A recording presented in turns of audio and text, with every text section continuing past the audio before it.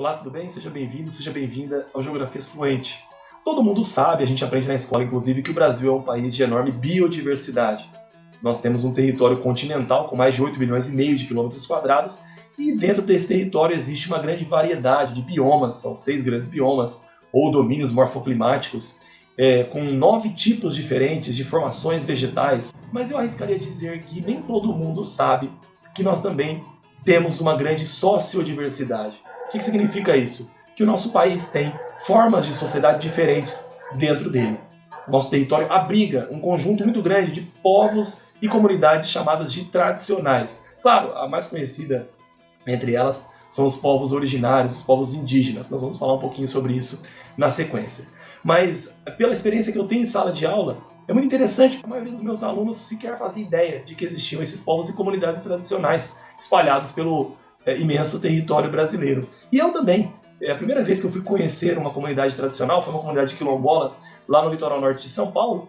Para mim foi algo assim, uma descoberta, porque eu realmente não sabia sequer da existência dessas comunidades. Isso faz, é claro, bastante tempo. E depois também, ao longo dos anos, depois de formado já, fazendo mestrado, doutorado, tive a oportunidade de conhecer muitas outras comunidades em outros lugares do Brasil, tanto comunidades indígenas quanto comunidades quilombolas, quebradeiras de coco no Maranhão. Foi uma experiência incrível e é por isso que eu estou fazendo esse vídeo, para trazer um pouquinho desse conhecimento para vocês e estimular também que vocês busquem mais informações a respeito dessas comunidades, desses povos que vivem no nosso país. Antes de nós passarmos para o vídeo propriamente dito, eu vou pedir para você curtir já o vídeo, deixar o seu comentário e se inscrever no canal caso ainda não seja inscrito. Bora praticar o nosso Geografias.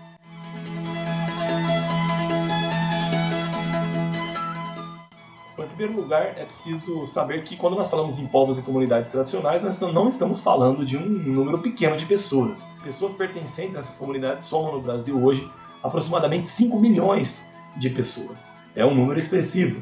E nós estamos falando de que povos especificamente, de que comunidade? Eu vou citar para vocês aqui as mais conhecidas, já adiantando que existem muitas outras que não serão citadas.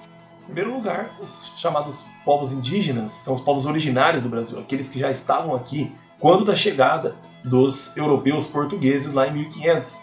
Então, o Brasil tem hoje 305 etnias diferentes indígenas. Quando os portugueses chegaram, eram mais de 1.000 etnias diferentes. Então, houve uma redução drástica, nós sabemos todo o genocídio que aconteceu com os povos originários brasileiros, mas muitas etnias, muitos povos continuam resistindo e eles estão concentrados, numericamente falando, principalmente na região norte do Brasil. Mas existem comunidades indígenas, tribos, povos, etnias espalhados pelo Brasil todo. Outro povo tradicional brasileiro muito importante são as comunidades quilombolas. Os quilombolas são remanescentes de quilombos, são comunidades que foram formadas quando da existência ainda do regime escravocrata no Brasil. Eram comunidades que resistiam a essa forma absolutamente brutal de exploração e muitos continuaram nos seus territórios, muitos foram mais para o interior buscando espaços de refúgio para poder reproduzir práticas socioculturais distintas. Quem faz a certificação das comunidades quilombolas no Brasil é uma fundação chamada Fundação Palmares, e segundo essa fundação, existem hoje no Brasil, já reconhecidas, 3.447 comunidades de remanescentes de quilombos, ou simplesmente quilombolas. Então, essas comunidades elas estão espalhadas pelo Brasil todo, em todas as regiões brasileiras. Além desses dois grupos principais, nós temos também, por exemplo, as quebradeiras de coco, Babaçu, lá da Mata de Cocais, no Nordeste brasileiro, entre o Maranhão e o Piauí. Nós temos também os castanheiros, nós temos os seringueiros na Amazônia, temos as comunidades ribeirinhas que vivem à margem dos rios, temos os caiçaras no litoral, que são pescadores artesanais. Nós temos também as comunidades de fundo e fecho de pasto, principalmente no interior da Bahia. Nós temos benzedeiras, temos os faxinalenses no sul do Brasil, aqui no Paraná. Temos tantas outras comunidades tradicionais. É uma diversidade tão grande que é difícil enquadrar tudo numa definição só. É difícil e muito arriscado, inclusive. Mas existem alguns pontos que são comuns. E sobre esses pontos que eu vou me deter aqui para explicar para vocês. Então, primeiro ponto comum a todas essas comunidades, como já diz o próprio nome, as pessoas vivem em comunidades, são formas comunitárias, coletivas de existência. E nessas comunidades, as relações entre as pessoas elas são mais fortes que as relações de troca, as relações comerciais, as relações entre coisas. Então há um vínculo muito forte entre os membros da comunidade, em praticamente todas elas.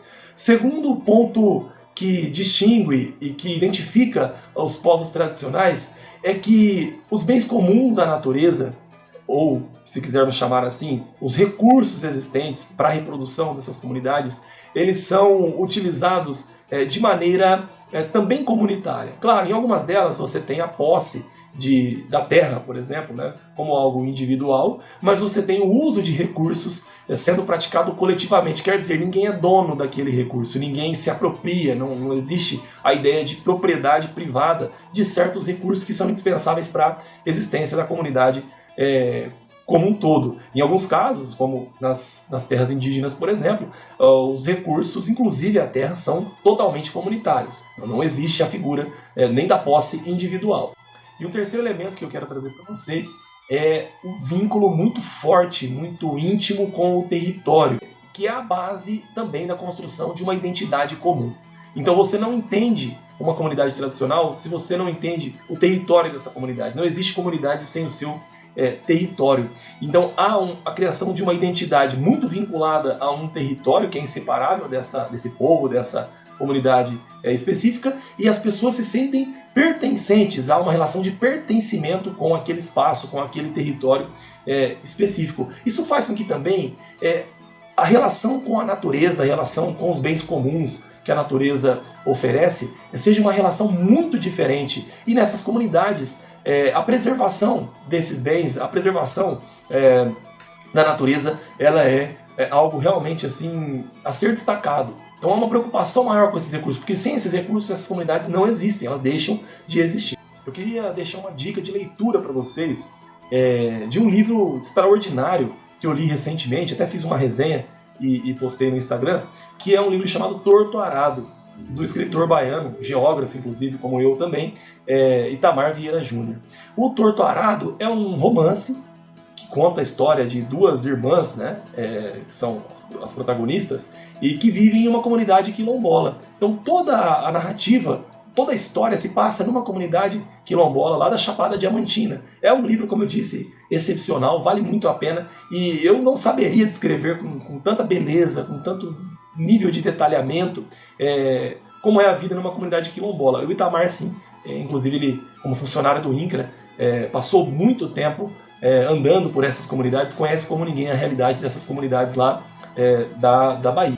Outro ponto importante quando nós falamos em povos e comunidades tradicionais é saber que o Estado brasileiro reconhece a existência desses povos e reconhece também a existência dos seus territórios. A Constituição de 1988, chamada Constituição Cidadã, além da possibilidade de demarcação, reconhecimento de demarcação de terras indígenas, ela traz também o conceito de terras tradicionalmente ocupadas, estendendo para outros grupos, outros povos, para além dos povos originários.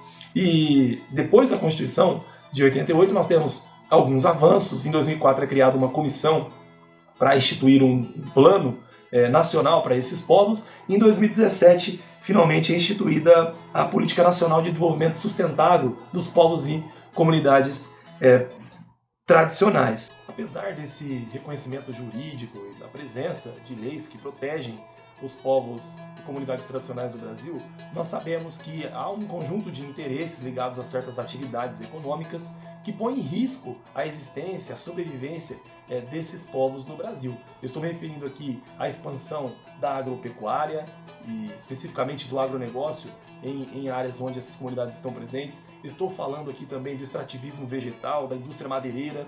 Eu estou me referindo à mineração, grandes obras de mineração e ao garimpo também clandestino, obras do setor de produção de energia. Então, todas essas obras e todas essas atividades acabam impactando fortemente na manutenção, na possibilidade de manutenção do território, dos recursos que são indispensáveis para a existência desses povos e comunidades tradicionais. Bom, gente, é isso. Vou deixar aqui na descrição do vídeo alguns links importantes para vocês pesquisarem se tiverem interesse. Vou deixar também aqui um artigo que eu escrevi sobre esse assunto, falando das ameaças aos povos e comunidades tradicionais por conta do que eu chamo de pilhagem territorial, e também vou deixar um texto do professor Alfredo Wagner de Almeida, que é um antropólogo e que fala sobre as terras tradicionalmente ocupadas na legislação brasileira.